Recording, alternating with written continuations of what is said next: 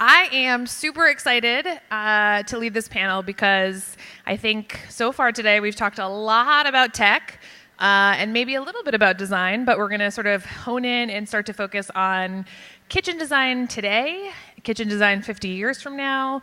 What has changed in the last 50 years? What hasn't? How is technology helping us to rethink what's going on in kitchen design? And we have some really excellent panelists and presentations, so I'm excited to chat with them and for you to hear from them as well. So I am going to welcome to the stage first Veronica Schreibeis Smith, and she's going to talk about wellness in kitchen design, and then her and I will chat a bit as well. She's right there. I'm looking over there like someone's going to manifest from the stage. All right, great. I'm Veronica Schreibeis Smith, and I've seen a lot of really cool technology, smart kitchens, smart ovens, and I would love to share with you my smart cook that I made.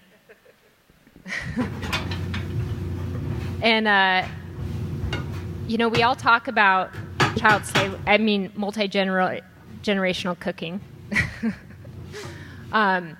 But really, the reason that we went from being an architecture firm to getting into a wellness kitchen is because I was struggling at home to feed myself healthy as well as to feed my family healthy. So one thing occurred to me is that my very own kitchen was fighting me, and that it was not helping me eat a lot of fresh, nutrient-rich, vegetable-based meals that I was trying to prepare. My food was always going bad. And the realization was that our kitchens have changed very little since the 1950s. Now, there was a lot of amazing, amazing advancements in the 1950s that are great, and they're going to remain. But really, the kitchen hasn't kept up with food trends that we have seen in the industry. So as my office went and we sat down and we started looking at all of the things that we wished were a little bit different. So everything delivery, from things coming in aluminum and plastic bags, and wishing that we could just have fresh food that had more of its nutrients preserved. That the storage in that 1950s kitchen is designed to be dark and put away, and so that it has this shelf life that lasts months or years later, and then you open up this container. And really, I think what we're all interested in is keeping living food fresh for longer. So preparation, there's all of these cutting and chopping that we need to do. And we just went down the list: cooking, disposal. Disposal is a big one. We have all of this fresh organic matter, and 80% of what we put into landfills today is material, organic matter, that could be going back into the topsoil. So, and then, consumption and integrating social activity. So I'm the architect, and I looked at this, and I saw it as a design problem. So we put together this sheet, and we said, okay, for a conventional American kitchen, what are the top 18 things that we would change from a design perspective that could actually empower people to make the changes that they want to change? So this is a very standard-looking kitchen. It actually looks a lot like that 1950s kitchen. And how could we create innovations, or even just maybe simple design solutions using nudge psychology or nudge architecture to be able to shift behavior and empower people to have more ease and joy and mindfulness around preparing a whole food, plant-based diet? And this is the concept that we came up with. So it includes everything from growing your own food within your home, no matter what climate you're in, or in an outdoor garden. It also includes climate-controlled cabinetry. So this idea that the entire climate, the humidity, temperature, and everything needs to shift so that we can preserve the nutrient value of our food for longer. And I know I'm saying that a lot, but really it's to the presentations we just saw in personalized nutrition, it's about how many nutrients you get into your body. So we've also looked at things from a very holistic perspective. So the food, the access to your food, but also, what is your kitchen made out of? And the materials that your kitchen are made out of, you would be surprised that it's still legal in the US to put toxic chemicals in the cabinets that people are selling you. The majority of homes in the United States have formaldehydes and other toxic chemicals that actually poison us, and they're right in our kitchen. This makes no sense, and it's very easy to specify materials that don't do that. So,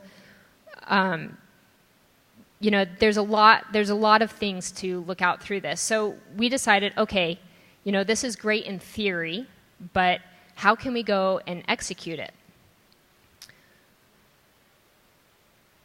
And so we partnered with the Lake Nona Institute, who invited us to be one of the innovators in their WIT house, which is a prototype home that features partners from all over the world to do everything from a sleep sanctuary to the wellness kitchen to circadian accurate lighting.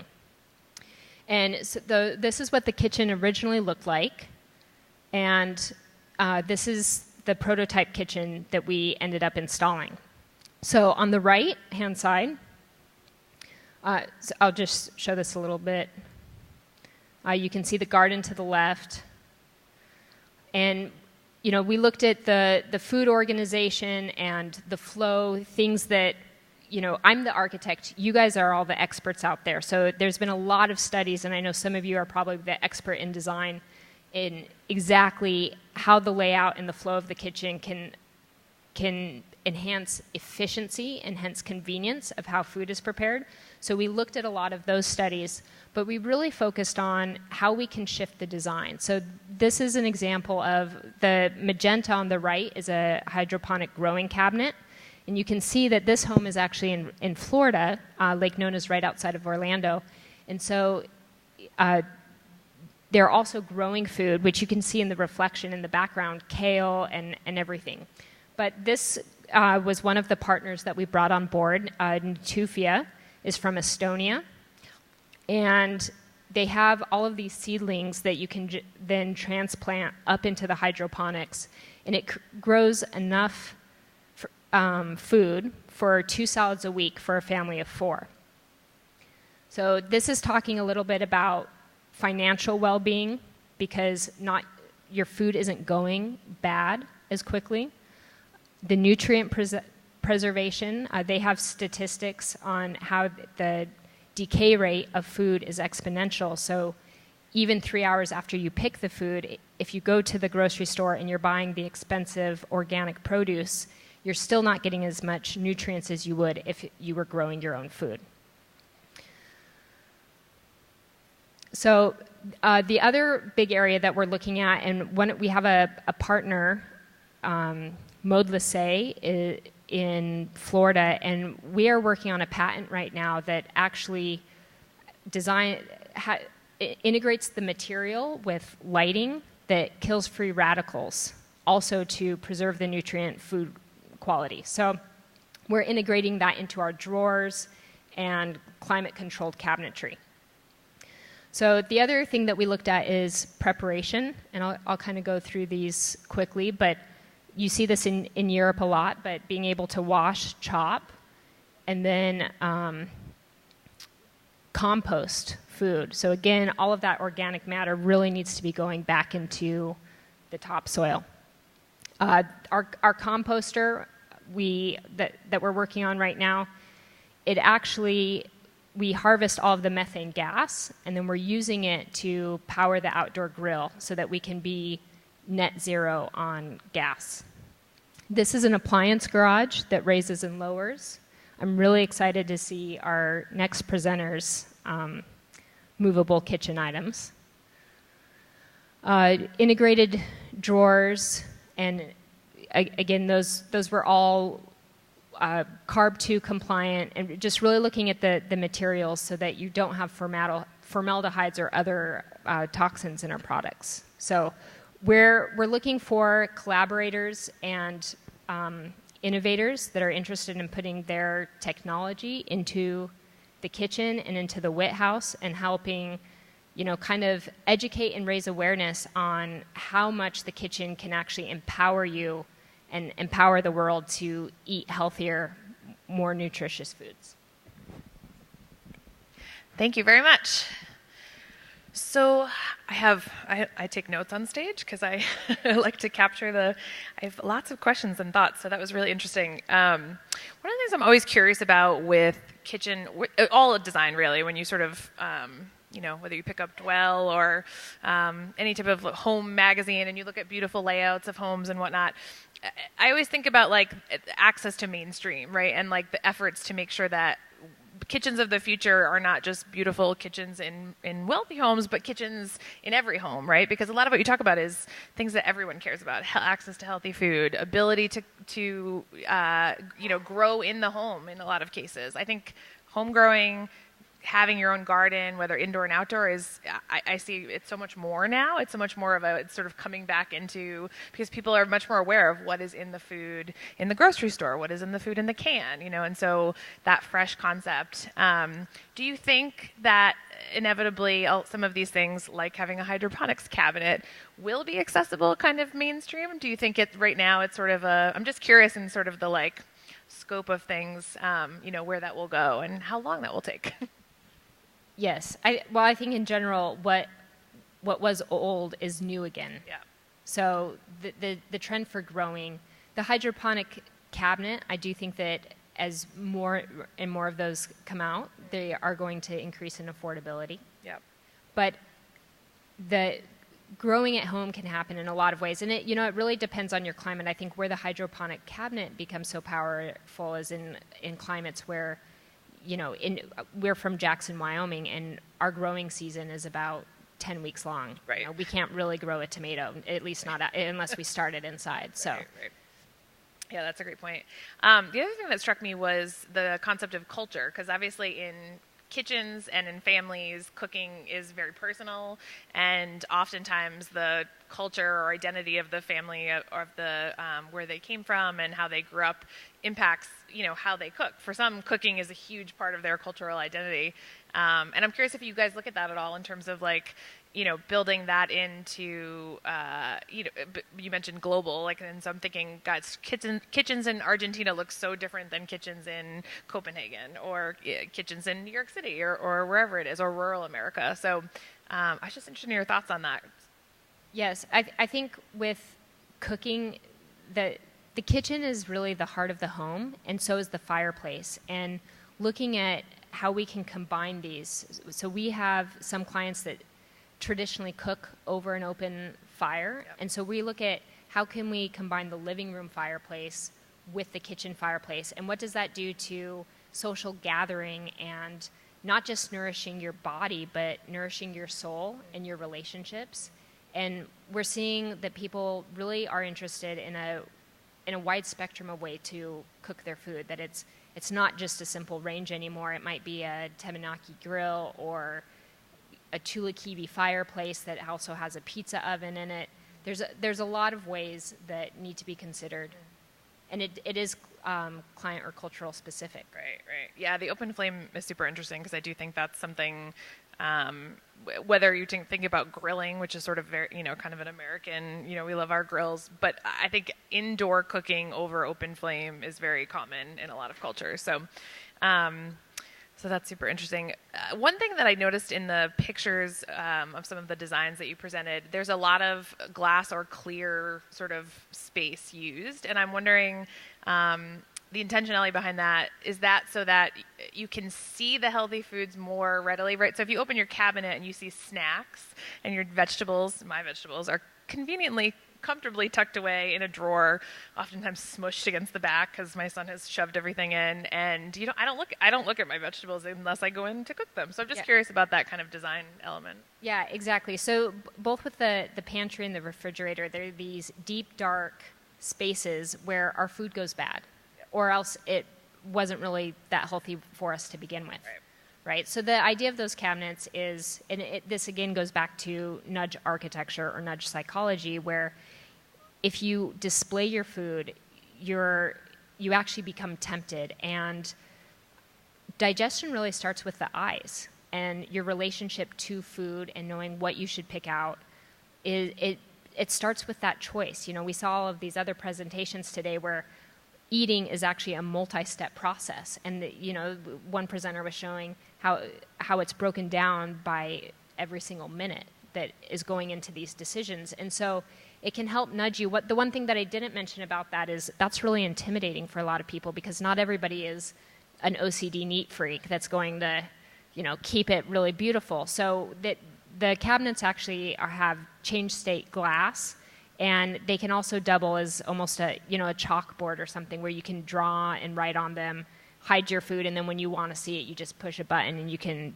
be able to see through the food. So these are some of the things that are prototypes at this point, and in order to be affordable, there still needs to be a trickle down.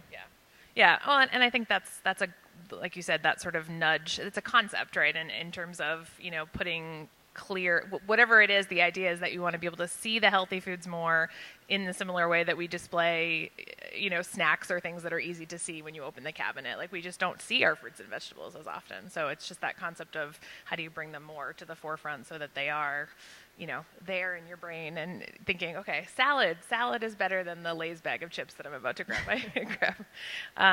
Excellent. So I'm really excited to bring up our next presenter, Suleiman Alhadidi, who is going to talk about his work with using robotics and maximizing the kitchen. I'm going to give you mine. Okay, thank you. Okay, I'll start with a vision that we have in the lab at the City Science. What we think is workable for cities nowadays is a city that compromises or consists of multiple neighborhoods that they're working as individual neighborhood. What does that mean is that you'll have everything within a 20 minutes walking distance. You live, work, and play all together in one space. To do so, we were looking at 3 different components. One of the things that works well, which I'll talk about, which is the urban programming platform that we're developing. We're looking at the future of mobility with last mile scenarios. And today what I'll be talking about is particularly urban housing that are transformable at the same time providing equity and equality.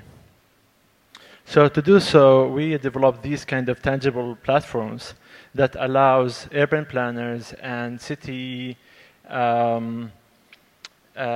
developers, let's say, get into the table and then design the cities and get a real-time feedback on the data that can be predicted in terms of access to work, access to public parks, and livability scenarios. So whenever you change the diagram, you'll see an updated real-time feedback. And that explains our ideation when it comes to the urban performance of what we can predict in terms of diversity, density, and proximity. So whenever you change, you try to actually maximize all of the things that you would like actually to implement in the city itself. The other thing that we're actually looking at is what we call nodes. So in Tier 1 cities, which is a bit different than what Veronica was looking at, we're looking at a very micro living environment. And we're trying to target this idea of millennials having not affordable housing and reducing the size in order to create this kind of affordability. So in terms of space, we've been looking at space that is changing over the time, from sleeping, bathing, working, dining, and cooking. And what you see here is this kind of transformables that allow you to actually use the space differently at different time of the day. What does that mean is when you have guest overs, is totally different than, for example, when you are like just living by yourself on weekdays is different than on weekends.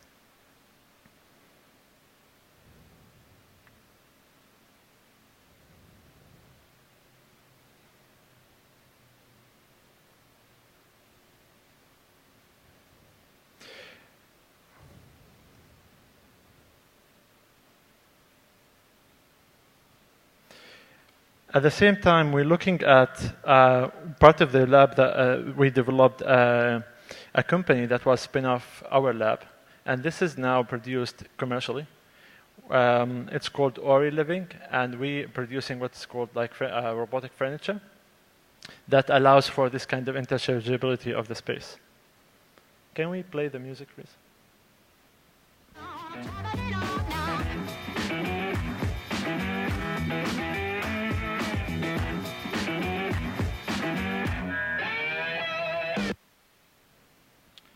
At the same time, we're looking at the bigger architecture scale. So looking at the new generation of transformable housing for rapid development. So at the moment in the US, there's sustainable materials nowadays that are grown and using CLT, cross-laminated timber.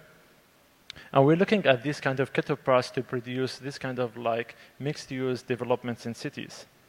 These mixed-use developments allow for work, live, and play scenarios to happen in a building level scenario. What does that mean is that it allows flexibility in the design of the housing. The micro-units can change from a one bay to a multiple bedroom spaces to a family unit. So looking at one of those, we're looking at a series of different integrations in terms of like the change that happens in the kitchen and in the bedroom. And we're looking at what's the future of these kind of scenarios. What's the future of the kitchen? What's the future of the bathroom as well?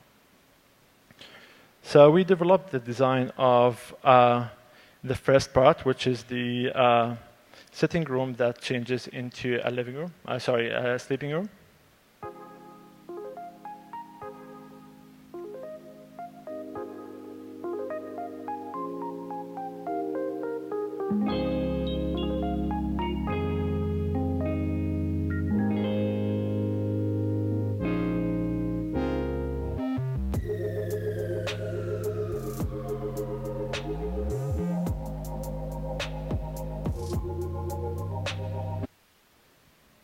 And we're looking also at the kitchen itself, which is like what I will be talking about particularly today.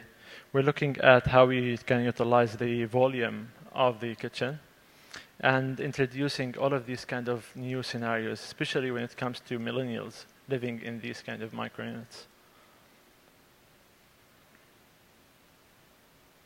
So as you know, cooking is a personal experience. It's a cultural attribute. It's a knowledge by itself. And it's a social experience that we're actually trying to integrate in the kitchen that we're designing. We're trying to look at series of dual functionality in the kitchen, like cook and work, dine and socialize. And we're facing two types of, let's say, extremes here. Users that they use food as a cooking lab, which is like you guys. And millennials, sometimes they just use the kitchen as just for heating purposes. So we're looking at this kind of like integration of a modular design that allows for flexibility from work days to weekend, from breakfast to lunch to snack to dinner. So at the moment, what we're trying to do, and that's the problem with the compact kitchens at the moment, is they limit the cooking experience more or less. Like what you see most of the time for compact units, 3 feet or 4 feet by 2 feet is something like what you see on the right-hand side. But what we're trying to do is to achieve something that is bigger and allows for bigger integration and a luxurious cooking. And we're trying to do this with automation. So automation exists in restaurants before. So this is a hotel in Newcastle in the 1797. And what you see here is a transport dog that actually role in this wheel actually to blow air in the oven. At the same time, looking at the ideas of the 50s, you see a lot of integrations of these kind of ideas of robotics. You know, all of these kind of ideas, I think they were really, really well thought at some point. And many of them, as like you see the microwave and the transparent kettle, they all have been achieved more or less. Less for the kitchen design side, more to the appliances side. So to achieve the idea of work, live, and play, we try to produce this kind of like ideas of the kitchen that allows for expanding when you need a more space to cook. It shrinks down when you don't need that one. And it changes from lunch, breakfast, and dinner. So you just access the appliances when you need them at the time. So it's a temporal kind of idea, more or less. And we're trying to address this from a different cultural point of view, trying to look at how to cook large meals.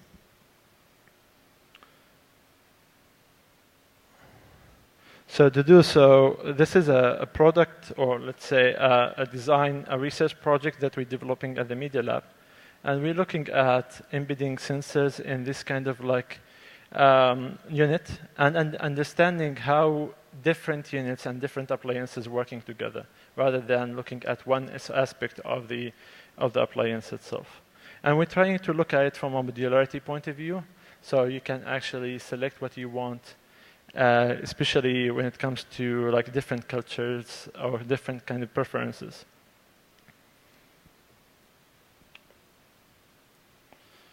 And one of the units that we're trying to integrate it in is this unit. It's a dormitory for young professionals. It's 160 square feet unit. But at the same time, because like back in the lab, we are around 30 people and 15 different nationalities. And what we tried as a pilot research kind of survey is to give it to everyone and asking them just simple question. What do you need the least in order to cook your favorite meal or your best meal or what you like? So we gave this sheet to everyone in the lab, and we asked them to actually fill it out. And we had come to different results, and we're still like working on it from a qualitative and quantitative point of view. And you see that different cuisines, they have different preferences and appliances to be used.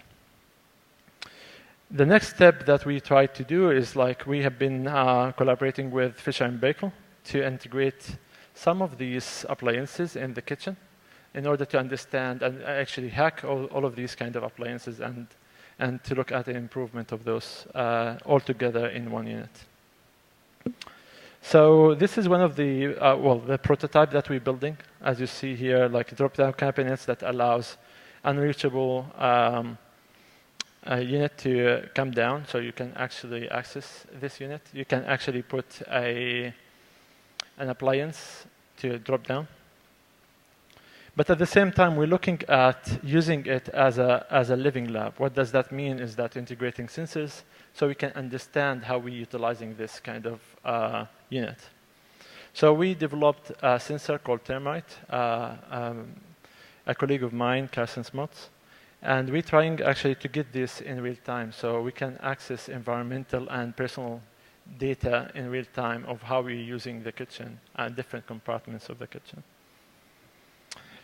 This is a project that we developed a few years back, and it explains how somebody utilize, for example, a unit, which means like we can record the movement and what appliances and what cabinets has been used at what time.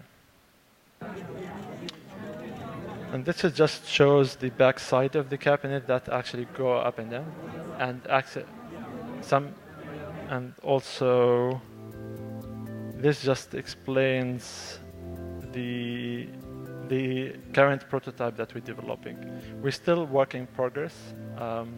We started on this project a couple of months ago, and Obviously, integrating appliances within the kitchen is really helpful because we can understand how we're actually using it. We're trying to actually access Shoes Innovations Lab, which is like a co-working lab in Boston, and we're trying to actually engage chefs and extreme users in the making of this and providing feedback so we can actually improve and look at the different kind of design ideas. But the idea is like this is just explains like what the future kind of like concepts that we're trying to achieve.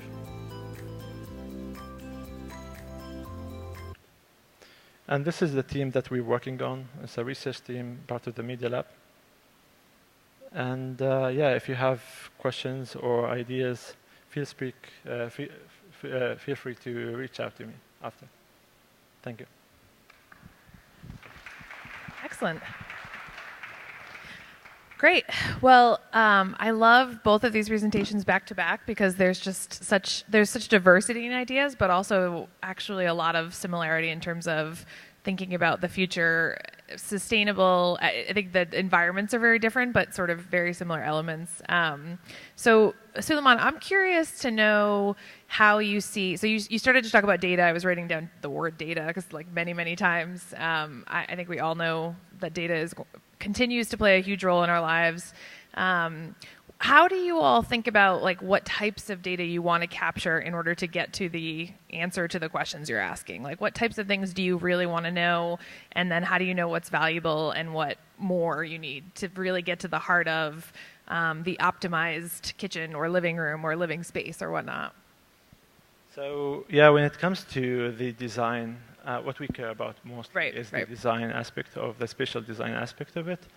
I think understanding what areas of the kitchen is working for you in terms of like what's accessible, and at the same time how we can utilize the different appliances together is something that we're not sure about, and we would like actually to investigate in. Most of the time when it comes to appliances that we see here, even the appliances that we got from Fisher & Baykel, they're so good when they as a standalone, they're so good. But when it comes to like understanding that we have now a transformable cabinet that actually moves up and down, and it's not conventional, it's really new. We don't understand, we don't know much about what does that mean in terms of like the space, in terms of like the integration of how they work with other appliances, more or less. Right, that makes sense.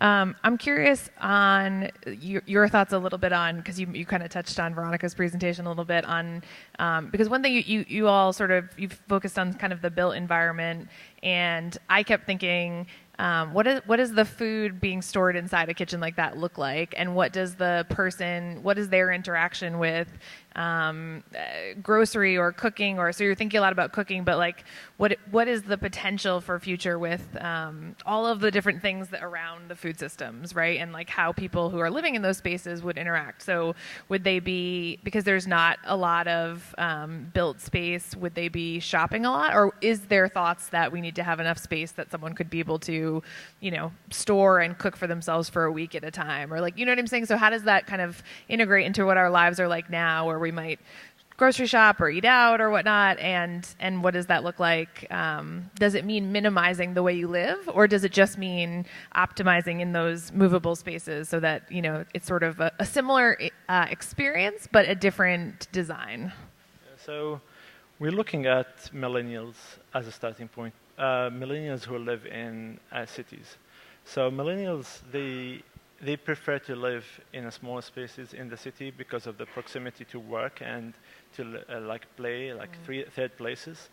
What does that mean is that we can see emerging spaces which are around like shared spaces. So even like their concepts about like kitchenless apartments, which means that we're moving the kitchen out of the apartment to something like a communal space.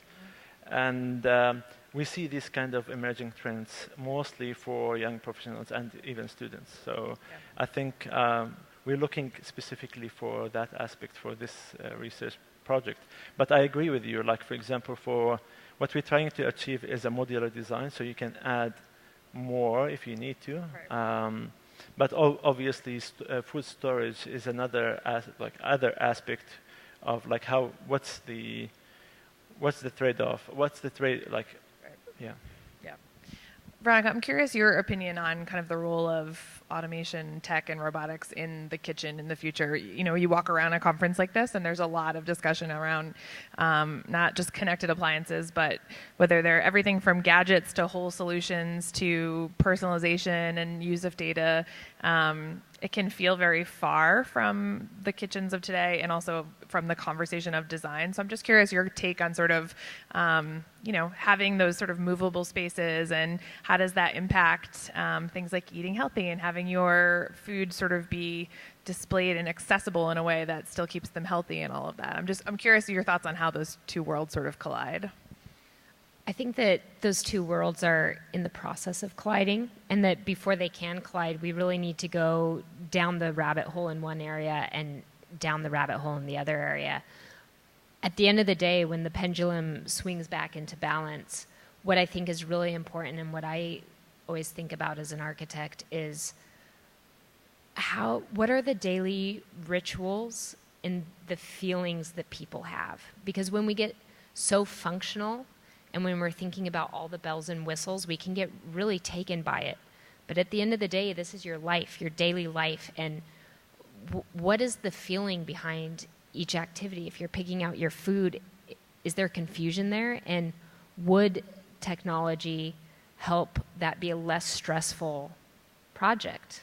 That would be a great place where the technology can actually enhance somebody's well-being. But maybe when it comes to preparing your food, maybe you actually just have to chop a vegetable. But, you know, could there be some behavioral shifts around that action where if you would like to meditate, but really you just frankly don't have time, well, could chopping the vegetable become your meditation? Could it be your mindfulness activity? And if so, how can the kitchen make the chopping of that and the process more joyful? And how can it make the cleanup faster while at the same time doing the responsible thing for the planet, like composting? Right. That makes sense. So question for both of you to jump in on. What is sort of in thinking about kitchen design and what's working, what doesn't work now, and where we move to the future, what are things that are becoming obsolete? And I don't necessarily mean, it could be an appliance or something in there, but what concepts are becoming obsolete, or what things are we finding that we're using very differently than we were, 10, 20, 50 years ago? That's a good question. I don't know. You want to take this one first? Or? Hopefully plastic. Not all plastic. Plastic's necessary, but we have just taken it to a crazy extreme. So starting with plastic bags, I'd like to throw that one out there. Yep.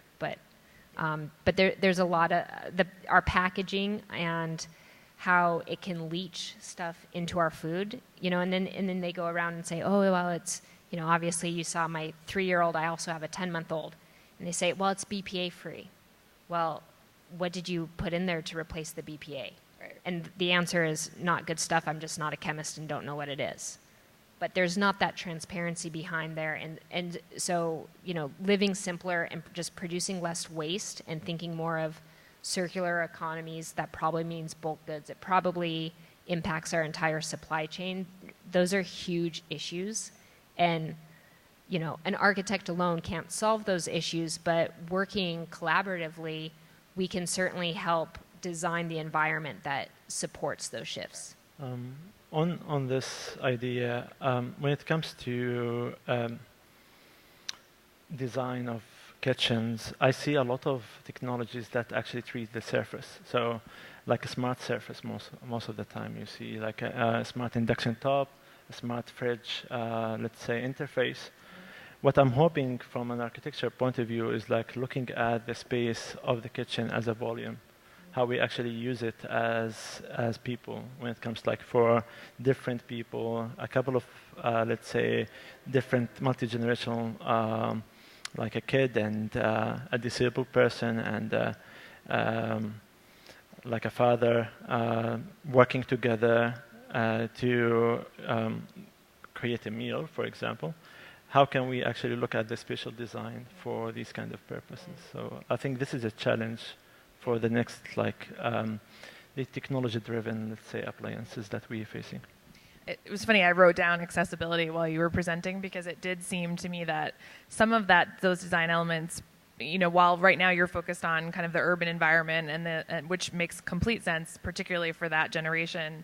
But I'm thinking, what would that look like in a suburban home down the line? And does that mean, maybe it's a kitchen that can be more accessible to little ones or to elderly or to folks who have a disability and need certain requirements, and it doesn't require the entire design to be completely changed, right? It doesn't require all of the cabinets or all of the countertops to be super low because things are modular and they move and they can fit sort of depending on who's using it, right? So I think that's super interesting in terms of, the ability to kind of have it be designed for each person, but not necessarily need all kinds of different elements to it or whatnot. So I think that's really, really interesting. Right now, my son just climbs up on the counter to cook with me, so as yours, so which is probably not super safe. So, last kind of closing thoughts. I am curious if you think that you sort of started to talk about it a little bit, but what's the best case or the way that technology can really help, like this space? What are the best things we can take from here and move forward with in terms of as designers talking to a lot of tech folks? And what are the things that you think, you sort of touched on this a little bit, panels onto, what are the things that we need to really be cautious about? Maybe we're getting a little too excited or down a rabbit hole on this one tech thing that doesn't make sense in people's lives. So and you can tackle one or both. I'll get you out that way. Well, I think we asking every single appliance to do much at the same time. I think when it comes, like, for example, we've been looking at coffee machines that they're so personalized. You can personalize your own coffee based on your preferences.